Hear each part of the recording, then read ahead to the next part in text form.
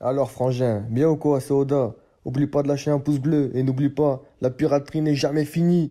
Yo la team OP, c'est Blue et cette fois on se voit pour une review sur le chapitre 921. Un chapitre intense et riche en rebondissements. Ce chapitre a relancé la hype et a foutu Kaido en top tweet pour la première fois. On commence le chapitre au château d'Oden. Kinemon présente le plan, il leur explique comment ils vont aller à Onigashima, qui de ce qu'on peut comprendre est une île qui n'appartient pas à Wano, mais qui est très proche. C'est bizarre qu'une île aussi proche ne soit pas considérée comme une île du pays, c'est peut-être à cause de Kaido, ou peut-être à cause de rites qui s'y déroulaient autrefois, ou peut-être que cette île doit être un symbole particulier pour les Wano-kuniens, oui je sais pas comment les appeler. En tout cas cette île a l'air mystique, elle doit dégager quelque chose de particulier pour eux. Ils comptent les attaquer à une soirée, une fête en l'honneur de Kaido. Dans la manière dont ils en parlent, cette fête me fait penser à la fête du roi dragon dans Fairy Tail. Kaido est traité comme un roi, voire plus. Il est donc possible que pendant cette fête, le shogun lui apporte un sacrifice. En face de l'entrée de l'île, il y a un torii. Les torii sont des portails qui sont souvent placés devant les sanctuaires. C'est une frontière entre le monde physique et le monde spirituel. Le shogun a donc rendu cette fête et Kaido sacrée. Kaido a l'air de travailler son image sur Wano Kuni pour qu'il soit apprécié. On n'a vraiment pas l'impression que c'est un tyran. Kinemon explique quel rôle vont jouer les Mugiwara, il a étudié tous leurs points forts pour les placer à des endroits stratégiques. C'est pas un plan de combat comme les autres, ils veulent détruire Kaido et le shogun, et pour ça ils doivent être informés, être forts, être nombreux et être organisés. Ils doivent obéir à une stratégie, car ils doivent vaincre Kaido et le shogun, mais ils doivent aussi détruire leur image et leur réputation, pour que certaines personnes du peuple ne les suivent pas. L'alliance des Mugiwara fonctionne comme une machine, et chaque pièce est essentielle dans cette stratégie. Kinemon déguise tous les Mugiwara avec son fruit, ils ont clairement du flow. Kinemon ce pervers donne une tenue très légère à Nami, une fausse tenue de kunoichi, enfin, selon Kinemon, une kunoichi d'un autre genre. Shinobu arrive, c'est une kunoichi, bon, je répète un peu trop ce mot. Shinobu est un personnage avec absolument pas de flow. C'est un peu comme Raizo, c'est un gros troll de la part d'Oda. J'espère qu'on verra des ninjas badass dans l'arc, parce que personnellement ce genre de personnage ridicule et grotesque c'est pas ce que je préfère. Je vois même pas pourquoi Oda fait ça, je vois pas ce que ça apporte réellement à l'histoire. Kinemon dit que dans les 2 semaines qu'il leur reste, ils doivent trouver 3 personnages, Kawamatsu, Denjuo et Doji Ashura. Ces 3 samouraïs qui logiquement maintenant sont Ronin, étaient autrefois des hommes de main puissants d'Oden Kozuki. Ils maîtrisent sûrement des éléments particuliers comme Kinemon. L'un d'eux, Doji Ashura, a l'air d'avoir la même silhouette que Shutenmaru.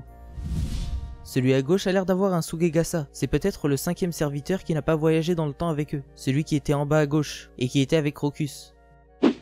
On retourne par la suite à Okobor, les voleurs d'Otayama volent la nourriture que Luffy a donnée aux habitants. Au début, je pensais qu'ils luttaient pour les habitants de Wano Kuni, mais non, de ce qu'on voit dans ce chapitre, ils luttent certes contre le shogun, contre Kaido, mais ça pour leur intérêt. Les habitants sont vraiment démunis à Wano Kuni, et ça selon Shutenmaru c'est dû au fait qu'il n'y ait pas de leader autoritaire pour fédérer, c'est le rôle que remplissait autrefois Oden Kozuki.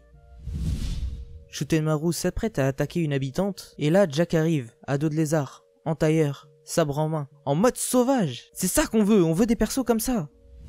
De base, il dit être venu pour Luffy au chapeau de paille, donc un individu qui connaissait Luffy l'a balancé à Jack, car Luffy ne s'était pas présenté sous son vrai nom, il avait dit Luffy Taro.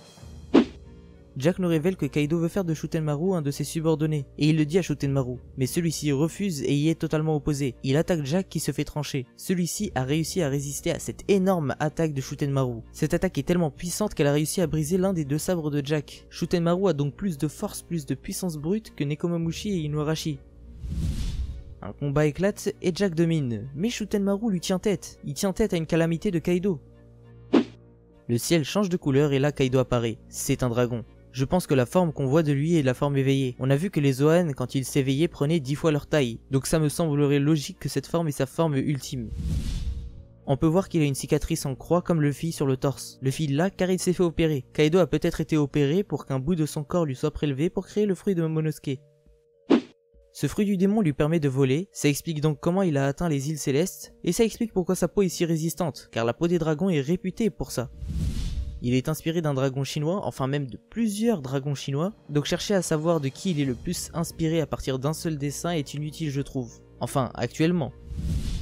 De ce qu'on peut voir, il a l'air de maîtriser le temps, enfin plutôt il peut changer la météo, et ça a l'air d'être une conséquence de son pouvoir. Son pouvoir pourrait être de créer de la chaleur ou du froid pour créer des nuages, ou maîtriser le vent, enfin il y a plein d'autres options.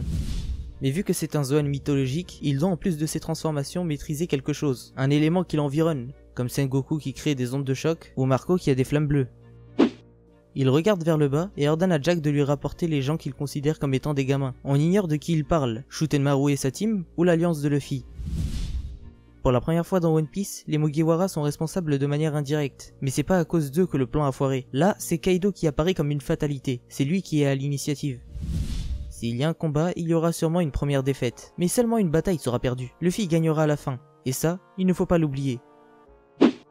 À travers ce fruit, Oda nous montre une fois de plus que pour avoir raison dans les théories, il faut viser le plus logique, et pas le plus ouf. Certaines théories sont clairement meilleures que ce que Oda a fait, mais le fruit du dragon est le plus logique et le plus cohérent. Bon, je pense qu'on s'y attendait un peu tous. Maintenant, le plus logique pour le shogun est qu'il ait un fruit de type félin, peut-être celui du tigre, voire le byakko. Ma déception par rapport à ce fruit est que j'ai l'impression qu'à travers ce fruit, Oda a choisi la facilité. Non pas que le choix qu'il ait fait soit nul ou mauvais, au contraire, il est très bon. Mais je trouve que le charme des grands personnages d'Oda qui ont un fruit du démon est qu'Oda choisit des fruits du démon qui ont l'air banals à première vue, comme le fruit du mochi, le fruit des biscuits, le fruit des fissures ou celui du caoutchouc. Et c'est le personnage et son développement qui rendent ce fruit cheaté. Le fait que le personnage devienne ouf est le fruit du travail d'Oda, et le fruit de l'entraînement du personnage. Là, Oda prend pas trop de risques en choisissant le fruit du dragon. Enfin, j'ai l'impression. On n'est jamais à l'abri d'une surprise. Il est possible qu'il ait un fruit qui lui permette de se transformer en plusieurs animaux, voire ça serait un peu loufoque, mais il est possible qu'il ait le fruit de la carpe, qui est un animal qui, selon les légendes, se transforme en dragon une fois qu'il remonte la rivière. Bref, mais son fruit est quand même très lourd.